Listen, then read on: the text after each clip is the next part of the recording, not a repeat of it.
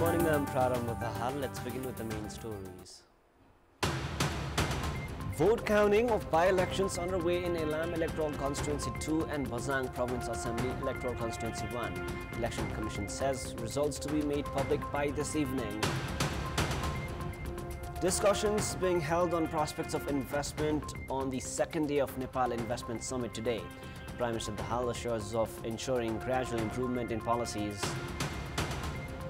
Israeli attacks on 3 homes in central and eastern Rafah kills 11, including a 1-year-old child and a 64-year-old woman. At least 7 more killed in northern Gaza City. And Paris Saint-Germain win their 3rd consecutive League One title after second-placed Monaco fell to a 3-2 defeat against Lyon. PSG are 12 points clear and cannot be caught with 3 matches remaining. Vote counting of the by-election held for a vacant seat of the House of Representatives at Elam Electoral Constituency 2 is underway. Based on the latest update, CPN-UML is in the lead. With 24,738 votes counted so far, Suang Nembang of CPN-UML is leading with 10,003 votes.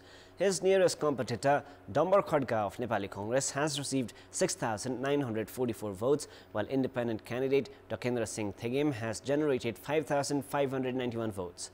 Candidate of Rashtriya Swatantra Party, Milan Limbu, has received 1,443 votes.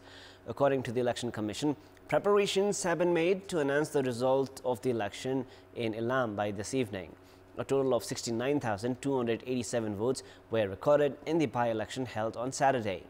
There were a total of 115,889 voters in Elam Electoral Constituency 2. Vote counting is also underway in Bazang Province Assembly Electoral Constituency 1. Based on the latest update, Abhishek Bahadur Singh of Nepali Congress is in the lead. Singh has received 9,468 votes, while Daman Bahadur Bhandari of CPN-UML has received 9,343 votes. CPN Center's Janak Bahadur Buddha has received 3,587 votes, while CPN Unified Socialists Dil Bahadur Singh has generated 2,373 votes. A total of 30,328 votes were recorded in Saturday's by-election in Bazang. The by-election was held following the death of then-Province Assembly member Prithvi Bahadur Singh, who died in a vehicular accident. There are a total of 11 candidates in Bazang. Around 200 fire-related incidents are reported in the country on a daily basis. However, prevention of such incidents has become a challenge for the government. Mid-February till mid of June is considered the dry season in Nepal. The risk of wildfires is high during the season. 90% of wildfires are reported during mid of March till mid of June. These wildfires have been destroying forests and settlements. However, the government has yet to prepare proper plans and policies in this regard. The government already has the system that can send alerts before wildfires occur and identify wildfire active zones. However, this system has yet to come to use. A big screen that is connected to the system has been set up under the coordination of ICIMOD, USAID and NASA at the Department of Forest and Wildlife Reserve. The system provides information regarding the data released by satellites. However, the government has remained indifferent towards reaping benefits from the system and keeping people informed. According to ICIMOD, the Modi's Earth satellite provides such information 4 times a day. Arrangement has also been made to provide such information to concerned individuals and entities through emails and SMS.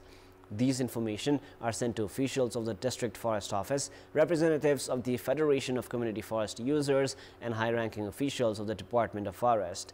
However, forest officials complain regarding lack of budget and equipment to control wildfires. Majority of the wildfires occur because of human error. The problem of wildfire draws attention during the dry season every year, but the concerned entities forget it as the weather improves. It is now time for our segment Public Pulse, where you text us with your opinion. Public Pulse. The question is, why is the advanced information system to forecast and monitor wildfires not being used? Your options are A. Government indifference, B. Lack of coordination, and C. Excuse of lack of budget. The voting is on. Type any WS, select your option A, B or C and send it to 34001 to share your opinion with us. Morshangdi Kathmandu 220 kV double circuit transmission line, constructed to meet the increasing demand of electricity in the Kathmandu Valley, was inaugurated yesterday. Prior to this, electricity was being supplied to Kathmandu from 132 kV transmission line. Inaugurating the transmission line, Prime Minister Dahal said that the transmission line would ease in transmission of electricity to the valley. A 220 kV substation in Mathatirtha and 200 kV substation in Margichok are also under the project. Nepal Electricity Authority Managing Director Kulman Gising has said that challenges exist in construction of projects because of absence of development-friendly laws.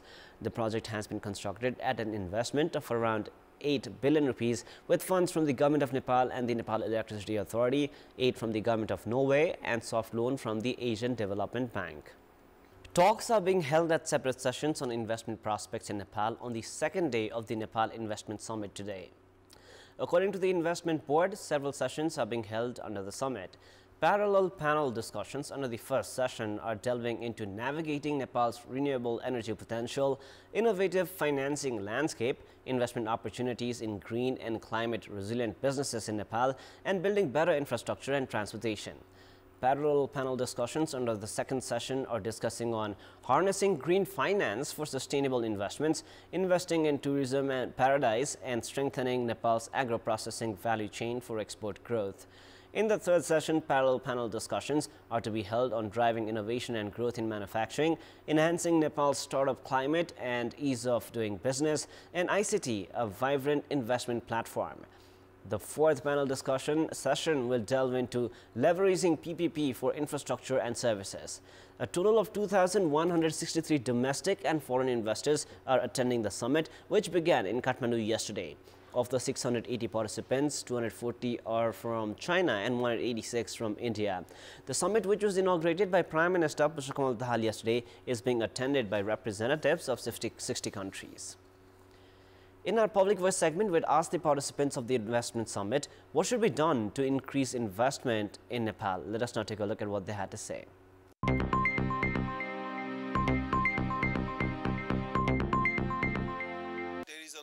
That can be done to meet the ambitions of the country.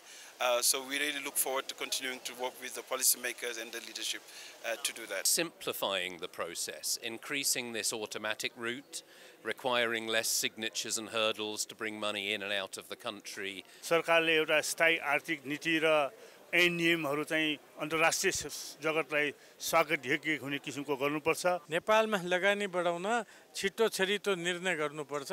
नेपालमा लगानी बनाउनको लागि जति अहिले समस्याहरु छ ती कुराहरु चाहिँ हल गर्नुपर्छ भन्ने सरकारको तर्फबाट चाहिँ प्रतिबद्धता जाहेर पनि गर्नुपर्छ। शान्ति चाहियो, सुरक्षा चाहियो। यहाँको ब्युरोक्रेटिक प्रोसेस एकदम इजी हुनु पर्यो। सजिलोसँग कम्पनी खोल्न पाउनु पर्यो, सजिलोसँग पैसा ल्याउन पाउनु पर्यो, सजिलोसँग पैसा आफ्नो डिभिडेन्ड प्रफिटहरु बाहिर लान पाउनु पर्यो।